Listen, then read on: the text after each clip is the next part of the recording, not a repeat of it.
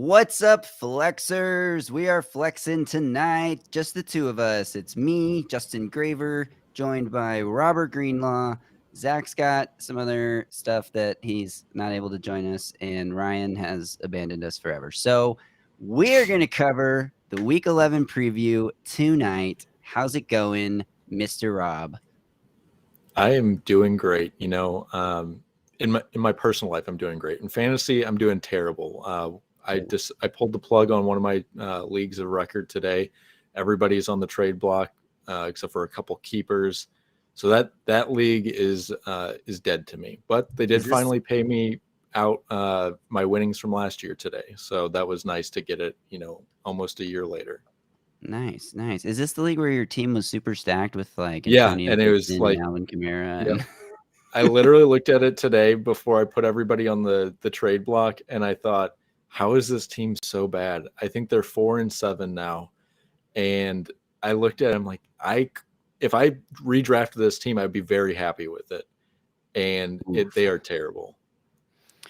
well, hopefully everyone out there is not doing terrible. Hopefully you guys have been, watching this show every week, and we've been hopefully providing the advice you need, because this is the most accurate show hosted by two guys in maroon t-shirt, sweater combo things right now on the air. The Flex. Tune in. BroadwaySportsMedia.com is who we are presented by. And don't forget, we are going to answer all your start-sit questions. You got trade questions. Trade deadlines are coming up. You got fantasy playoff questions. Those are right around the corner. Drop them in the chat. Join us on YouTube or Facebook. Unfortunately, Twitter has not given us the functionality to include your comments from Twitter. So you can watch on Twitter. You can write comments on Twitter, but we will never see them. So don't do that. Go to YouTube, go to Facebook, and we'll answer your start and sit questions. But before we do that, Rob and I are going to walk you guys through a few Week 11 topics to preview this week's games. And we're going to start with some wide receivers who are on quite a tear right now. And hopefully they never stopping. Starting with Deebo Samuel. What have you got for us on this guy? Yeah, Deebo Samuel's been terrific this year. He's got like over 50% of the target share for the 49ers, which we thought was unsustainable. And it's not as sustainable, but he's still getting touches, everywhere. He's been averaging, I think, over 8 targets in all but one game. The one game he didn't have 8 targets, he had 5 targets, and he had 5 rushing attempts also. So they're getting him the ball in different ways. They're being creative with him. His yak ability is tremendous, as it's always been. So he's been super productive. I really have no problems with him going forward. I would list him as a top 10 wide receiver rest of season, and he's got a good strength of schedule too. I think especially during the playoffs, if I remember correctly. But he's been quite good. He's been unbelievable. He's on a historic pace. He's on pace to have the second best fantasy season by a 49ers wide receiver ever, the first best being a Jerry Rice season. So anytime you're mentioned in the same company as Jerry Rice, you're doing something well. It's felt unsustainable all year, but he just keeps making these big plays, and he's obviously the go-to guy in the offense. Even with George Kittle back, even with Eli Mitchell getting 27 carries, Deebo Samuel still produces. It's crazy. Yeah, it's nuts. Even with Brandon Ayuk coming back a little bit. I mean, Brandon Ayuk's not like a focal point of this offense, but he is more involved, and Deebo's got 50 more targets than him, which is nuts. That's a lot. Let's also talk about another wide receiver who's been doing really well. He didn't have a great game last week against the Jags, but still put together 5 catches for 72, I think, yards. Michael Pittman Jr. in Indianapolis. He has been crazy efficient this year, and he's currently the wide receiver 7 overall. And I am a little worried about some aspects of his production fantasy-wise, but what's reassuring is he only has 5 touchdowns this year, and he's still the wide receiver 7. So the volume and the efficiency, high catch numbers in most games. He only had 5 last week, but again, kind of a weird game against the Jags where the Indy offense kind of shut down in the second half. And I'm a little worried about the touchdown numbers because he had 2 against the Titans, and in all of his other games this year, he only has 3 total. So you hope that the touchdowns continue to come. Jonathan Taylor's playing really well, which keeps this Indy offense, within the red zone. He's scoring touchdowns. So Pittman's a big target that hopefully can get more red zone work, but just being wide receiver 7 with only 5 touchdowns through 10 weeks, that's a pretty impressive place to be. And I think that when those touchdowns start to come towards the back half of this year, we're going to see some good stuff from Pittman. As much as it hurts me to say it, I don't like this, but it is a fact that we have to acknowledge. If you have Michael Pittman, you're doing great. And obviously, you probably didn't have to pay too high of a price for him. So you're probably looking pretty good roster-wise right now. But Yeah, I these think are both guys these to guys try we to. just talked about, they're league winners. I don't Yeah. know if that's what you were about to say, but yeah, both these guys you didn't have to draft very early, and wide receiver 7, and I think Deebo is like wide receiver 4 or something like that. He's very high. So the two of them probably winning your league. Not much to complain about. Both guys don't have really competition for targets either. Yeah. From the wide receivers. Obviously, the 49ers have Kittle, Okay. but that's about it. I just don't see it. I don't see them stopping. That's why this category is never stopping, because it's like it's felt unsustainable for Deebo. Pittman had the big game against the Titans that was his biggest game of the year with 2 touchdowns. But yeah, I just think that they're going to keep on chugging along. So let's talk about a different topic here. Some tight ends this week. Such a tough position because it just feels like such a crapshoot every week. Kelsey is like the best tight end right now by 60-something fantasy points, and he hasn't even had a great year. Darren Waller has had some off weeks. Kittle missed a bunch of time. So give us a tight end you're looking at this week to hopefully help you out if you're in a pinch. Yeah, he was a guy I liked last year when he was with the Cardinals. He got traded to the Panthers, or he signed with the Panthers this offseason, then he got traded to Jacksonville. Since he's been with Jacksonville, he's been pretty good. Last 3 weeks, he was tight end 2, tight end 13, and tight end 6. So, I mean, as dependable as you're going to get at the tight end position. He's got 0 touchdowns this year, so none of these stats are inflated, by numbers that are going to regress. Like last year, we had Tanyan, who caught an unreasonable amount of touchdowns compared to the targets he was getting. Arnold doesn't have the touchdowns. So last 3 weeks he's had 7+ targets in every single one of those games. Volumes there, even though they're spreading. I think it's pretty equal between him and Agnew, and I think Chenault as well as far as overall targets. But 7 targets for your tight end is pretty solid. He might still be on your waiver wire. I know he was pretty widely available as of this past week, but I mean, he's been super consistent. I picked him up in a couple of leagues and he's been plug and play. He was my plug and play guy while Kittle was out for a little while too. I mean, you said it, consistent. He's had this high floor because he has this volume, the targets you mentioned, and the receiving yards are there. And it's almost, I mean, it's not a good thing that he's not scoring touchdowns, but it feels sustainable because he isn't, like you said, he's not being propped up by touchdowns. Hopefully he starts scoring touchdowns at some point. Jacksonville's offense is so bad, they're rarely in position to score touchdowns. So the flip side of that is they're throwing a lot late in games, and he's been Trevor Lawrence's go-to receiver pretty much because Marvin Jones had a pretty disappointing year in and out of the lineup. Nobody else has really established themselves. Jamal Agnew is like basically a running back. He didn't have any catches last week, and he still had like 13 fantasy points because he had a 60-yard rushing touchdown or something like that. So it's interesting, but yeah, you got to love Dan Arnold. A guy who's on the complete opposite end of this spectrum is Hunter Henry, who has scored at least 1 touchdown in 6 of his last 7 games, more than 1 touchdown in some of those games. Last week he had 2 touchdowns. His floor, if he doesn't get in the end zone, is pretty scary because the volume's not there and the yardage totals are not there. But he is a red zone target. It doesn't feel fluky to me. It feels like the game plan is get to the red zone, try to run the ball, and when you don't run the ball, it's because you're play actioning and throwing it to Hunter Henry in the end zone. They're running a lot of heavy personnel sets. Jonnu Smith, who knows what's happening to him? I think he was a healthy scratch last week. Yeah, is that right? He was. Crazy. So Hunter Henry's the guy that you want right now if you're looking for tight ends in New England. It's definitely not Jonnu Smith, and I don't know if he's still out there or if you could try to acquire him in a trade and buy low, not buy low, but like have someone toss him into a trade kind of deal. I think he's a guy that you can start every week, and look, he's not going to score a touchdown every week, but it's like we're looking at 1 or 2 weeks over the course of these next few that he's probably not finding the end zone, right? So tomorrow night, Thursday against Atlanta, get Hunter Henry in your lineups.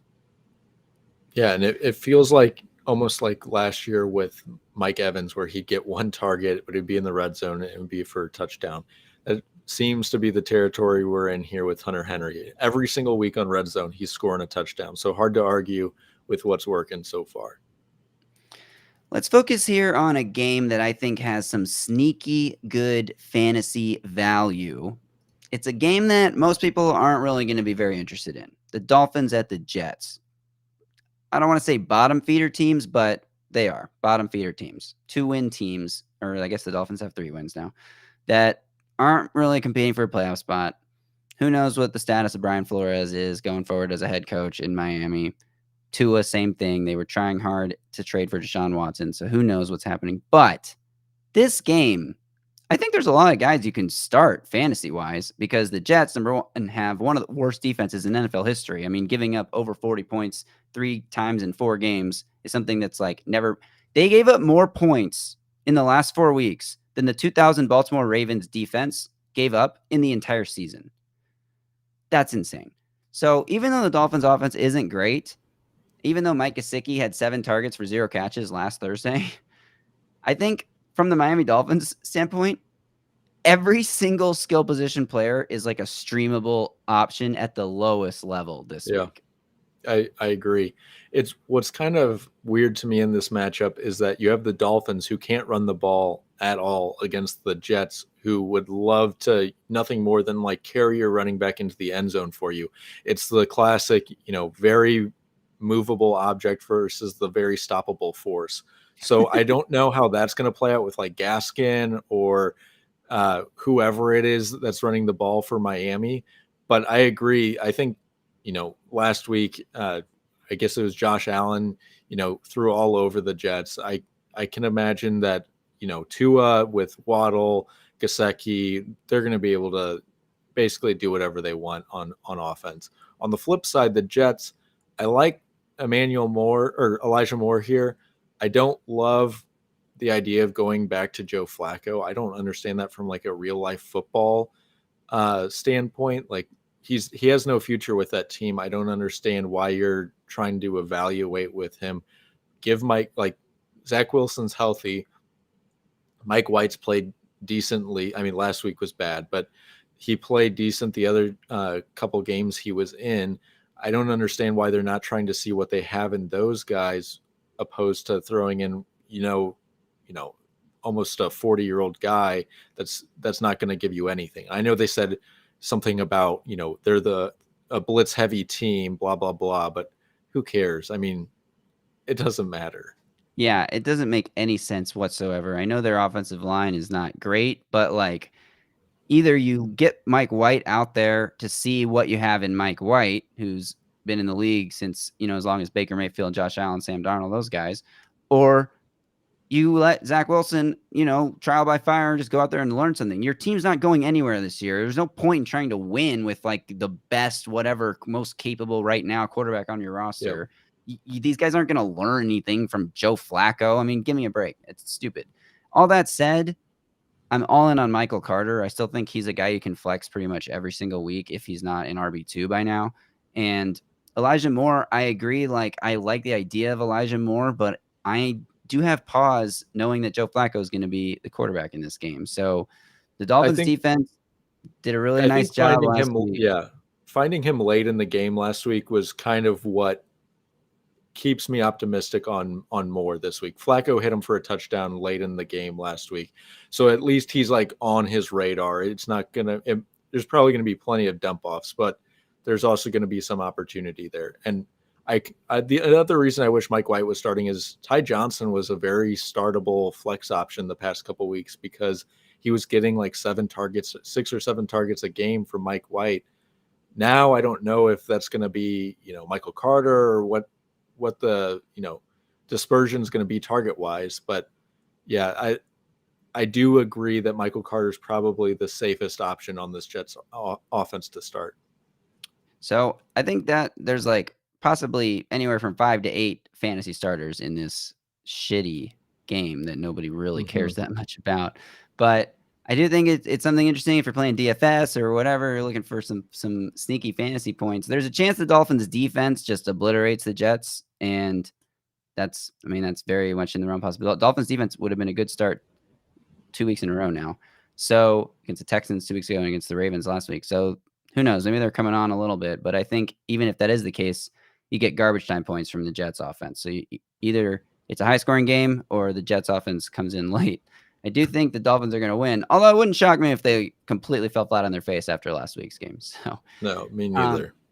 we got one more topic here. It's bounce back wide receiver candidates. And after that, we're going to be answering questions. However, we only have one so far. So we need more questions to answer. If you have fantasy football questions, they can pertain to this week. They can pertain to the future, the playoffs, trades you're trying to make, start sits. They can pertain to nicknames for the Titans defensive line. We are here to talk about that if people are interested in that conversation.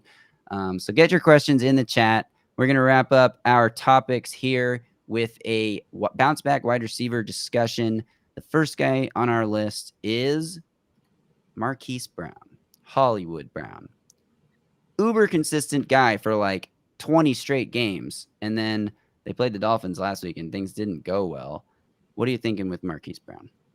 I mean, he's been, for the most part this season, super consistent. I think he's been like a top 17 wide receiver all but 3 weeks. And those 3 weeks have been like pretty bad, like 40th or worse as far as wide receiver rankings. But that's only 3 weeks. In the last 3 games, he's had 14, 12, and 13 targets. He's going to capitalize on on opportunities. That's just so many targets to have. He was wide receiver 5, I think, a week ago. I think this was just a weird Thursday night game for him. I mean, normally you don't have that many targets and not produce at that level. Like being wide receiver 40 when you have 13 targets is ridiculous. He's a very special player in the fact that he can create explosive plays, but he's also getting targeted so much. Like you don't see, like when I think of guys like that, I think of like Will Fuller a couple of years ago, where he wasn't, or I guess like 3 or 4 years ago, he wasn't getting a ton of targets, but if he did capitalize on them, he was taking them to the house. Marquise Brown can do the same thing, but he's getting 13 opportunities a game. Like that's absurd, and that's something I want to bank on.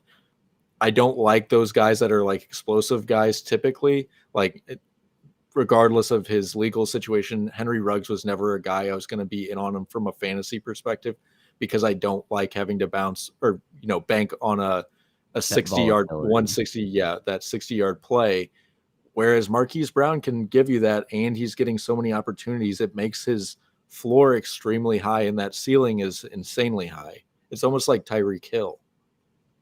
Yeah, it's crazy. He's the only player in the league with 12 plus targets in each of his last 3 games.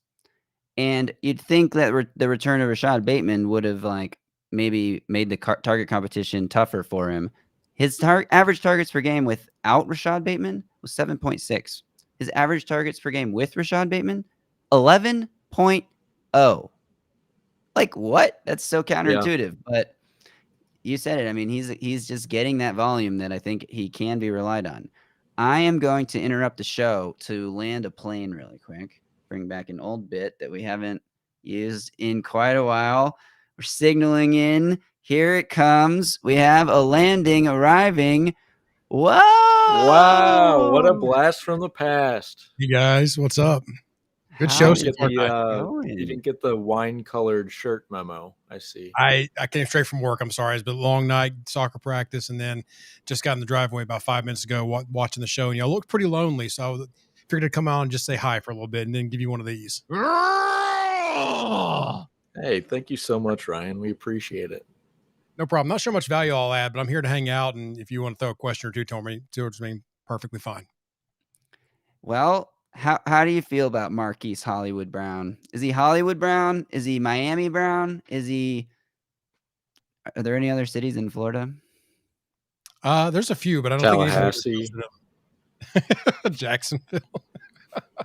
He's Jacksonville Brown. Orlando Brown. There you go. Hey. So y'all are on receivers. Yeah, we're about to wrap up this thing. We're 20 minutes into the show, and we've already gone through all of our topics. So we got one more. We got the second half of this topic left. Don't sell We it do have short. one more bounce back wide receiver candidate, and actually I've decided to name this category, What Can Brown Do For You? Because we're talking about a pair of Browns here. A pair of Browns who recently went through some lineup changes, shuffling going on. Rashad Bateman returns to the Ravens lineup. A.J. Brown loses his teammate Derrick Henry, and then Julio Jones goes on IR. So some shakeups there. A.J. Brown, 15 targets the last 2 weeks, 6 catches. What the heck's going on?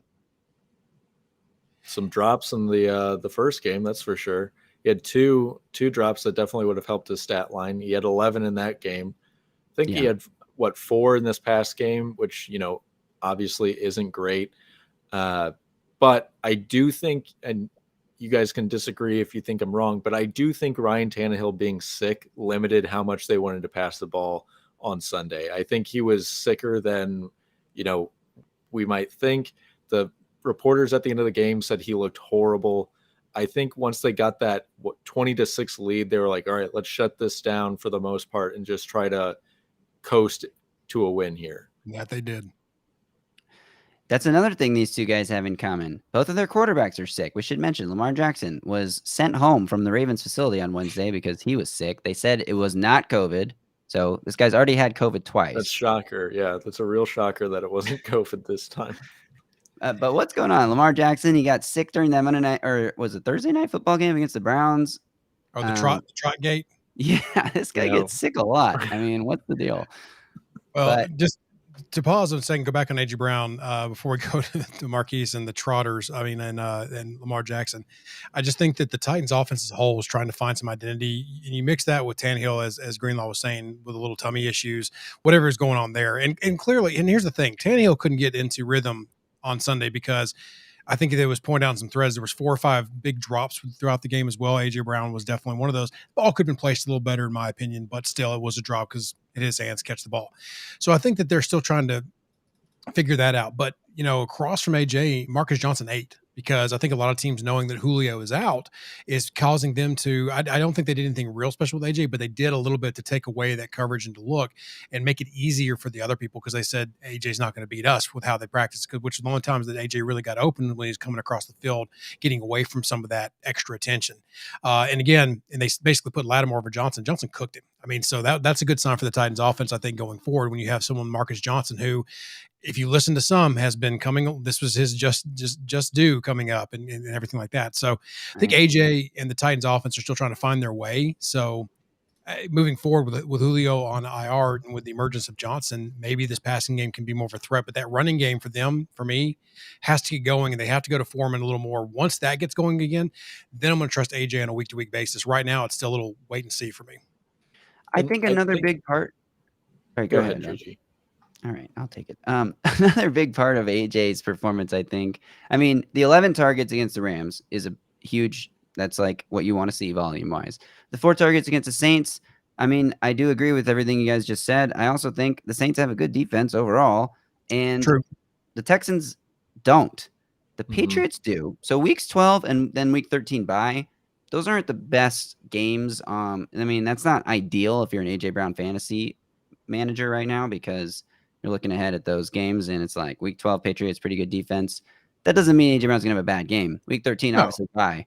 And the way things go, that's A.J. Brown's monster game is versus the Patriots. It could very well be a 10 for 150 kind of day. Although you look at what Bill Belichick typically does to opposing offenses, limiting their primary weapon. And the Titans have one best guy. So maybe Bill looks at the game against that they just played and says, oh, maybe Marcus Johnson is the best guy. I doubt that. Yeah, maybe trick him a little bit. I do think I want to point out, I think Superhorn brought up in our chat that the one that AJ dropped, it was very close, he said, to being a touchdown. He said if it's blocked, if the offensive line blocks for like a half a second more or something, that one is taken to the house. So I do think with AJ, just like with Marquise, you have these potential explosive plays. So I do love seeing the 15 targets in the past 2 games. I think that matters more than anything ultimately. But just know that like things are always like, just off from being an explosive for AJ. Like it doesn't take much for him to generate a long touchdown. Sure. It will be rainy, I think, that I read for the Houston games. I think. So I don't know if y'all mentioned that, and I apologize if I missed it. No, we didn't, but that's important to note. Because I think that's even more reason. I think there's just a lot of, for me, that's going on, that the Titans are still trying to find their identity in the run game. It's going to be a rainy day. You've still kind of got that, still figuring out who we are in the passing game. Doesn't mean they can't hit some big shots and take their chances in rain, because they're professional athletes. They'll still catch a wet football. But there's a lot of things going on that I'm very iffy about this, which is why I made my Patriots joke that'll be that when he's not supposed to, that's the one he's going to go off in. But to y'all's point, opportunity is there. Just I'm want to see some stuff happen first. Yeah, big D'Onta Foreman week this week with the rain and with Jeremy McNichols being concussed and all that stuff. Could be a huge D'Onta Foreman week. I would imagine he's going to pick up the third down responsibilities. Well, this is going to be all about who they trust to protect the quarterback in those situations. So Foreman's only been there for a few weeks, although he was there for a while last year too. But he hook him, but I don't know. He doesn't strike me as like a guy that they absolutely trust to know all of the protections and stuff at this point. Yeah, but he's also a very viable wide receiver out of the backfield from what I've seen. Yeah. He's above capable. Like, and I know Derrick Henry's made a lot of strides in the passing game, and he's done so much better there. He's still not a natural pass catcher, and he's more explosive. And I'm not trying to compare Foreman to Henry. No one in their right mind would ever do that. But I think Foreman brings an extra little wrinkle to this passing game. They start utilizing that and getting him some looks as well. And I think McNichols is the better receiver. But I think if you're trying to replace what you're missing in the backfield in Henry and McNichols, Foreman seems like the perfect candidate to try to replace or attempt to replace both. Yep. Agreed. All right. Receivers, I'm sorry. No, totally. Great conversation. I'm wondering if you guys are ready to get to some questions. Yeah, I guess so. Your penguin in the back says yes. Dugga. So look, we got, or Dugga, sorry. I always pronounce it. Thank you.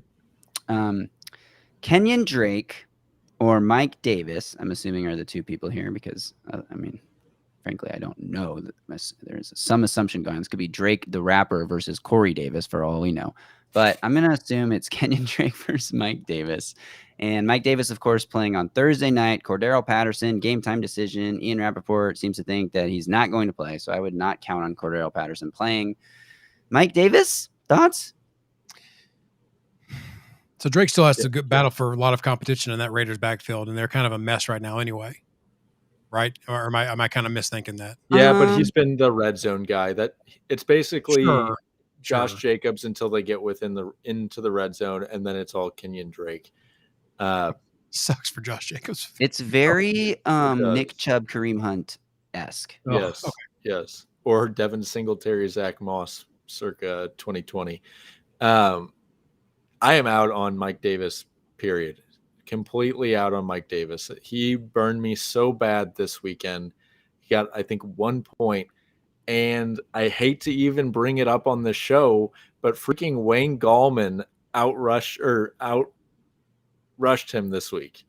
He did, but I think it was Art Smith or maybe somebody said after the game that was basically because the game was so out of reach that they didn't want to.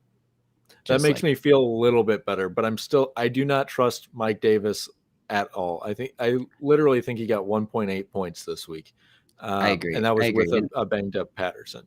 And I wouldn't be surprised if he had 1.8 points again against the Patriots, who have a pretty great defense, top 5 defense in most categories statistically. And Kenyon Drake has been pretty good lately. So if this is a situation where you're like, oh, no Cordero Patterson, maybe now I can finally get some value out of Mike Davis, who I spent like a 3rd or 4th round pick on. No, don't think that way. Yeah, start Kenyon Drake. Don't do it. All right, here's a question. Jalen Waddle and Damian Harris for Diontae Johnson in PPR. Is this a trade that you would make courtesy of Tennessee Tickle Monsters on YouTube? Thanks for joining us, Tennessee Tickle Monsters. Thanks for tickling up. Terrific name. Terrific. Give you one of these. Are you getting Waddle and Damian Harris? Because if so, then yes, I would do that trade. I would not do it the other way around. I don't think. I think Harris is one of the only running backs. Yeah, Harris is one of the only running backs you can count on week to week. Waddle is very startable. Diontae Johnson, I don't know if he's giving you that much more than Waddle, for instance, much less giving up a running back one for it.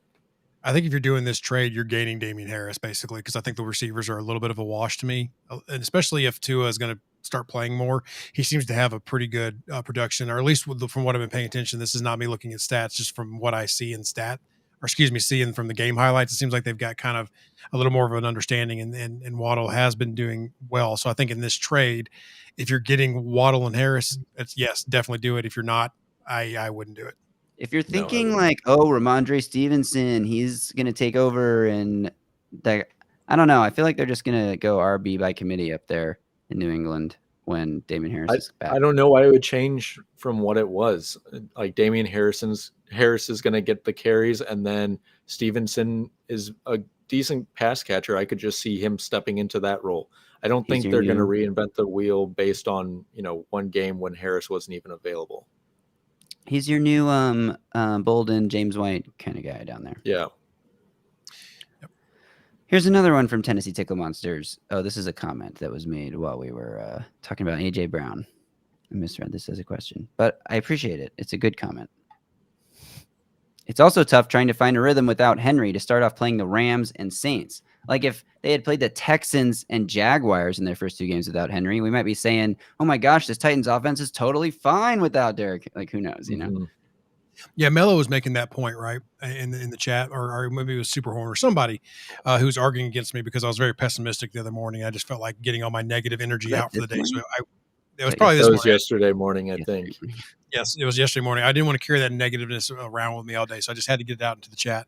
But that was a good point that, like, coming up against these two defenses probably wasn't a good time to reinvent the wheel with your offense, which is, and on the coach corner, that's why we said don't look for them to do anything crazy here because they don't have time to prepare going against two tough defenses. But again, my whole point was, like, I just hate that they've been very conservative, and I know it's all they can do with Tannehill getting sick. There's just a lot going against this offense right now, and so hopefully they'll get to kind of a get-right game, but unfortunately now they're going to have to deal with the rain in the Texans, so it's just I would love for them to blow out the Texans and be done with it, but I think it's going to be a sloppy game. It still could be a 10-point game, but it's just going to be a weird game if you have offensive players on the fantasy team.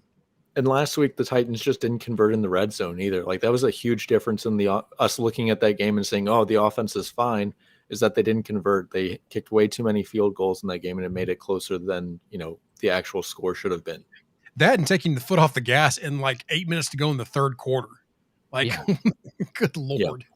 Yeah, they had that one drive. I think they had two series straight where they ran it on first and second down, got almost no yards, and then, did kind of the thing they did pre-Vrabel where you're throwing from like 3rd and 13 or something. Yeah, and with Nate Davis doing spinorami trying to catch up with twists, that's not a very good look for your offensive line. Good Lord. Anyway, not a Titans podcast, fantasy podcast, sorry. Yeah, from a fantasy standpoint, though, start A.J. Brown. All right, if Saquon Barkley is healthy to play, should I start J.D. McKissic, Brandon Ayuk, or Sammy Watkins in the flex? What's the question? Probably never Sammy Watkins for me. Agreed. If Saquon Barkley is healthy, so how does I'm confused because maybe I think he's saying that the other two, he would have to start two of those guys if Barkley wasn't healthy. Now he just has to start one. Okay, good for you because starting two of this group is not ideal. I would bench all these guys and pick up Hunter Renfrow. There we go. There's your answer. But of these three, Ayuk? Yeah. So this question is a great segue. Ayuk has the Jaguars real quick. McKissic has the Panthers, which is a horrible matchup. And Watkins, it doesn't matter who he has. I don't even know who they play. I'm out on them. So I would probably start Ayuk, I think, out of these three. Because purely based on matchup. My gut would tell me McKissic, but based on matchup, I would say Ayuk. That's a great segue into this next question. Time to sell high on Antonio Gibson. Last week, Antonio Gibson got in the end zone twice. He had like 20-something carries. He only had like 60-something yards, but 2 touchdowns. J.D. McKissic was still very much involved as the pass-catching guy, But Gibson finally got a huge workload and the goal line carries, most importantly, that we've been waiting for all year. Is it time to sell high on Gibson? Are we high on Gibson? We've always been high on Gibson, right? Even when we're low. True. MPX 1606 on YouTube says, I'm so excited for Gibson. He had his career high in carries. He was in on half the third downs and also caught 2 slants from the slot. One of the catches was a 3rd and 9. It's very true. While McKissick was still involved as a pass catcher, Gibson's usage in that area increased. Definitely the biggest workload he's seen all year. So my thought is that he's getting healthy. And the first half of the year, he wasn't healthy. And so they didn't want to throw a huge workload on him and possibly make his injury worse. Now, coming off a bye, that he is healthy, I think this could be the Gibson that we see down the stretch. I agree. And his matchups coming up this week stinks against the Panthers. So actually, if you can get him super low after this Panthers game, I would consider it because it opens up quite a bit after that. He gets the Seahawks, Seahawks, Raiders, Cowboys, Eagles, Cowboys. So very favorable going forward after this week. So you probably draft him high. You're probably not going to get a ton for him. So I'm keeping him just to write it out. I mean, it's probably a terrible decision. So don't listen to me, but I'm keeping him and writing this out. I think before you get to the food. No, I'm still on Gibson. Okay. Plus, if you've ridden with Gibson this long, more than likely you've been high on him since he came into the league. You've had high hopes for him. You've seen the flashes. Let your long bet pay off. Enjoy the time you're going to have over those next few weeks. And even if he doesn't, you might or may not have gotten something for him anyway. But I think you need to roll with it now that he's getting all these, the career high in touches, the red zone touches, all these things working in his favor, getting healthy for the first time, team trusting him with more. Do yourself a favor. You stuck with him this long. See if he can take you to a championship or get you in the playoffs. Yeah. And he was probably drafted as your running back 1. What are you going to get for him that's better than him? Are you going to get a wide receiver 2 or something and then have to play 2 inferior running backs? I think I'd rather just stick with, Gibson and hopefully that ceiling hits. Yes. Yeah. Agreed. So coming back to Will's question, no, do not. Mistakes await if you do this. All right. Last comment here. Wait, one more before we get to that. I'm never going to trade Gibson, even if someone offers me CMC and JT. Now, that is a little too extreme. Maybe you're a big Memphis fan. I love the conviction. Yeah, I mean, sell it, baby. But that's what you should tell everybody in your league, that you'll never do it. And that way they'll send you some ridiculous trade proposals, and then you can accept one of them. Boom. All right, last comment was... Congrats to me on finally having a good food take on Twitter. I was actually a little sad firing that tweet off, the Thanksgiving foods tweet, because I was like, I like to stir up the timeline with my more controversial food takes rather than just. And that was your most normal one. Yeah. You were targeting one person individual with that tweet. You were. I was trying to get the quote tweet from Mike to boost my own profile there, and it worked. You got it. Rough day for Mike. He comes up with a horrible nickname for the Titans, and Yep, and he thinks that Thanksgiving food is trash. Just horrible. Wes, I'm sorry. Big thumbs down. Big thumbs down. You're late on this one, bud. So look, we'll hang out for one more minute if anyone wants to get any last questions in while I rattle off this ending spiel. Yeah, it's good to see y'all guys again. If I can just for a minute, I know that I've been gone for a little bit, and I don't know when I'll be back. There's a lot changing in my life right now, and just got a little too hectic. So thank y'all for letting me sit in and kind of not take the place of Zach, because no one can replace Zach, the unreplaceable. But I'm very glad to see y'all again and hang out with y'all on a Wednesday night. Wednesday, I think. Yeah, Wednesday. You're obviously welcome every Wednesday and any Wednesday that you can make it. Yeah, open invitation. This isn't like the, Mike going back to F words where you have to get a whole intro song and all that kind of stuff. You can stop by anytime you want, and, doors always open. Appreciate it. So head on over to shop.broadwaysportsmedia.com and use code FLEX15 to get 15% off any merchandise in the Broadway shop, including your very own Tennessee Tickle Monsters t-shirt. That's right. You can get the Tennessee Tickle Monsters on your own chest, wear it around, lots of color options, and Make people show mad. people that you support the movement. Who doesn't Yeah, support I mean, the movement? Too many people. everyone supports the movement. Even Jeff Simmons supports the movement. I don't know if anyone know. saw, but Trevor on Twitter, I think it's the Trevorand is his Twitter handle. He posted the real video of Jeffrey Simmons saying that he loves the Tickle Monster name. So he said it's something that it makes them feel aggressive when they're playing. It's everything the Titans want to be on defense. So He said that's who we support are. the cause. Yeah, exactly. Support the cause, get a t-shirt. If someone you know hates it, even more reason to get the t-shirt. Wear it in front of them. Make them a little upset every day. Look, and if you don't believe the Jeffrey Simmons unedited video that someone was able to dig up, then listen to the other 3 people out there. That Bud loves it. All right, Ola loves it. Other people have come out and supported the Tickle Monsters. Ramon Foster's behind it. Buck Rising's behind it. Everybody's behind it. Get on the train now. Get you a t-shirt. Jim Wyatt's behind it. Come on. And you know who's not behind it? Paul Kuharski. So if you want to be like Paul, be anti-Tickle Monster. Come on, Paul. Yeah. We got a question during all that nonsense. Keep Rashad Bateman or Christian Kirk? Whichever one's in favor of the Tickle Monsters. Bateman's been pretty good recently. Bateman, and I think he's only going to get better. I think Kirk, you've probably seen, who knows when Kyler's going to get healthy, and a lot of Kirk's value hinges on that. But Bateman's only going to get better. I think I would keep Bateman. And if we're looking ahead to the future, I don't know how many years does Kirk have left in his Arizona deal. Is this the last year of his deal? I think it is. Kirk could end up somewhere cool. I think if this is a question about a legit keeper thing, then you'll have until after free agency next year to make your decision. But if Kirk winds up going to be some pass happy offense somewhere, then maybe you keep Kirk, because the Ravens are never going to be. Well, I guess they've been throwing the ball more this year. I don't know. What do I know? Well, I mean, Rashad Bateman has had 8 targets in each of the last 2 games. He's converting those at a high rate with 5 and 6 receptions in each of those games.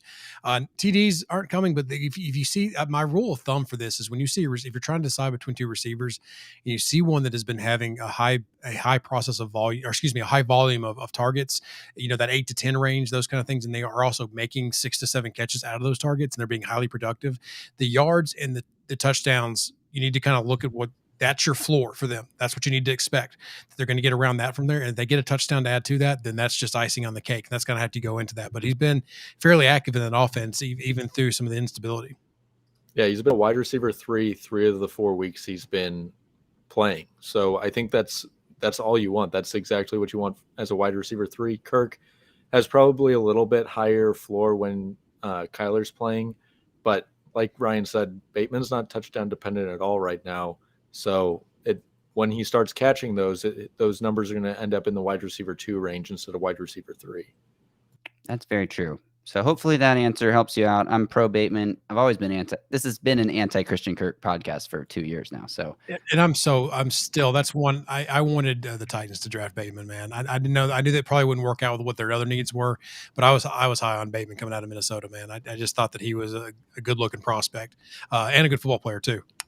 Bateman or Farley? Well, they need a wide receiver this year too now. So yeah, Bateman or Farley?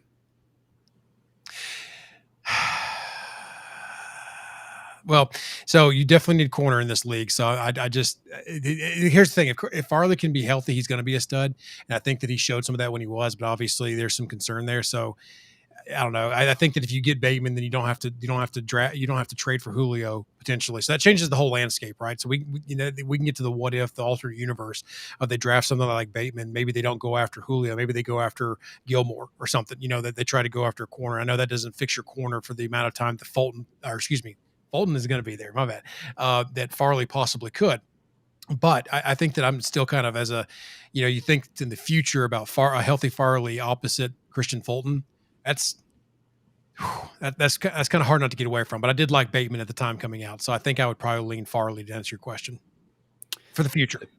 Yeah, cool. I think more factors in there a little bit for me, more over Bateman at the time of the draft and probably now too. But yeah, I think Farley's probably going to end up if he can stay healthy for the Titans. Right. Oh yeah, that's going to be the key. That's the key for any player. Let's be honest. I mean, and people saying that Farley was injury prone and the Titans should have known better. He tears an ACL on a knee. He's never torn an ACL before on, and every concern was around his back. And it was a fluke play if you go back and watch it with the way he dove, just having the way he was trailing that tackle so awkwardly. It just I don't think that makes him injury prone. Now, if he does it again next year, I'll start to say, yeah, maybe this dude just he's got some bad luck, like a former quarterback for the Titans. Oh. Don't talk about that. All right. I think we've done as much as we can do without Zach tonight. Zach would easily take us to an hour, 15-minute episode, but we're going to cut this one off around 46 minutes. Zach would be mad if I didn't tell you all to go to www.broadwaysportsmedia.com. You can sign up there, become a premium member, because you don't want to miss what's coming soon. Broadway Sports Media soon will have a very unique thing in this local media landscape that no one else can offer. So make sure you sign up for a premium membership before that drops to be involved in that. It's just a tease. Can't tell you what it is yet. It's a secret. It's coming. It's going to be cool. But that's all we got. We're done with this week. We'll be back next week probably to do another show almost exactly the same way. So remember to come in, get your questions in. Don't watch us on Twitter because Twitter is a communist reign. That's actually terror. Where Zach was tonight. He was at Twitter headquarters petitioning that they would fix their comments for restream. So that's right. Applaud hopefully Zach when you see him. He's doing the Lord's work. Remember to support the Tennessee Tickle Monsters, and that's it. Until next week, you guys just got flexed all over, or whatever the hell Zach always said.